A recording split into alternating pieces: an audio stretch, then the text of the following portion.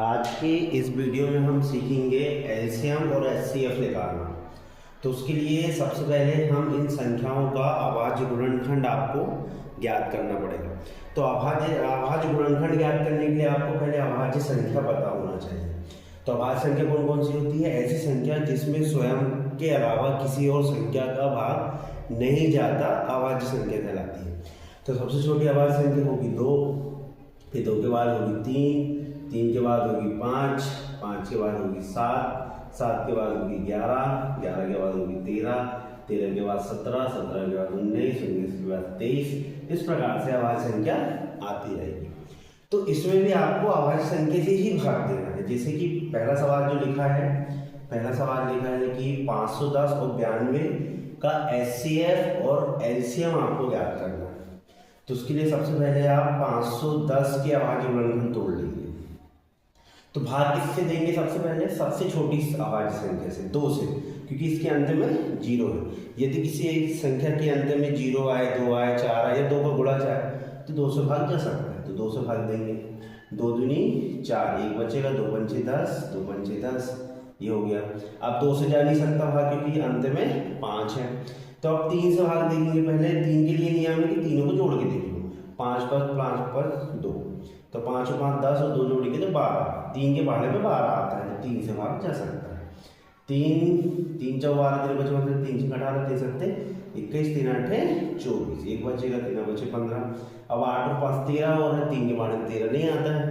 तो हम अगली अभाज्य संख्या 5 से भाग देंगे। तो 5, 5 एकम 5, कितना बचेगा? 3 बचेगा, 5 7 35। अब अगली अभाज्य संख्या 17 से आएगा, 17 एकम 17। तो ये 510 का गुणनखंड टूट गए। ऐसे यहाँ पे आप 92 के गुणनखंड तोड़ लीजिए। तो पहले आप 2 से भाग देंगे, 2 चौके 8, 1 बचेगा, 2 6 12, फिर 2 से देंगे, 2 दूनी 4, 2 दिया 6। अब 23 को जो अभाज्य संख्या है तो 23 से भाग देंगे, 23 एकम 23। इस प्रकार से अब आपको एचसीएफ और एलसीएम निकालना है। तो पहले 510 के गुणनखंड लिख दीजिए, 2 गुणित 3 गुणित 5 गुणित 17।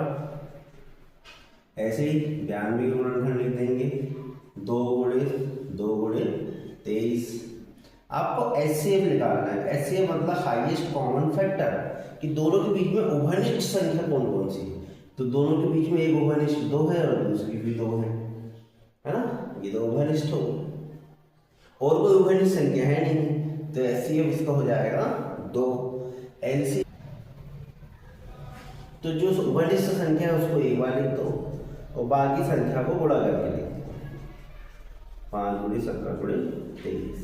तो इस तरीके से इनको गुणा करेंगे तो इस संख्या का एलसीएम निकल के आ जाएगा। एलसीएम आ जाएगा 23,460 गुणा करेंगे तो, ठीक है। अब उसी प्रकार से इस संख्या का भी आपको एलसीएम और एचसीएफ निकालना है। तो आपको उसके अभाज्य गुणनखंड तोड़ना पड़ेगा। तो अभाज्य गुणनखंड 336 के आप तोड़ेंगे, फिर अभाज्य गुणनखंड आपको किसके तोड़ने पड़ेंगे? 54 के तोड़ने पड़ेंगे। तो 2 से जब आप भाग देंगे तो 2 एकम 2, 1 बचेगा, 2 6 12, फिर 1 बचेगा, 2 8 16, फिर 2 से 2 8 16, 2 चौके 8, 2 से 2 चौके 8, 2 दूनी 4, फिर 2 से 2 दूनी 4, 2 एकम 2। अब 3 से जाएगा, 3 से 21, फिर 7 से 7 एकम 7। ऐसे यहाँ पे 2 से 2 दूनी 4, 1 बचेगा, 2 7 14, 3 से 3 9 27, 3 से 3 9, 3 से 3 एकम 3। अब आपको एलसीएम और एचसीएफ निकालना है। तो पहले आप 336 के गुणनखंड लिख दीजिए। 336 के गुणनखंड हो जाएंगे 2 गुणित 2 गुणित 2 गुणित 2 गुणित 3 गुणित 7।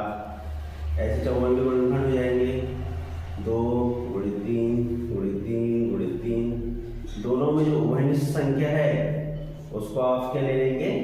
एचसीएफ। 2 भी है और 3 भी उभयनिष्ठ है, तो 2 गुणित 3 मतलब 6 इसका एचसीएफ आ जाएगा। एलसीएम कितना आ जाएगा?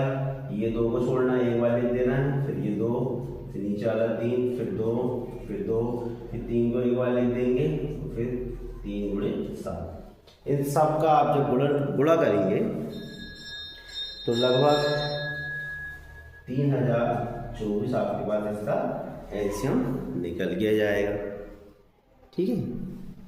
तो इस तरीके से संख्या का एलसीएम और एचसीएफ आप क्या कर सकते हैं, ज्ञात कर सकते हैं। ठीक है, तो अधिकतर एलसीएम और एचसीएफ वाले सवाल पेपर में आते हैं, तो उन सवालों को आप लोगों को इस तरीके से करना है। और भी कोई सवालों को अपन देख सकते हैं, है ना।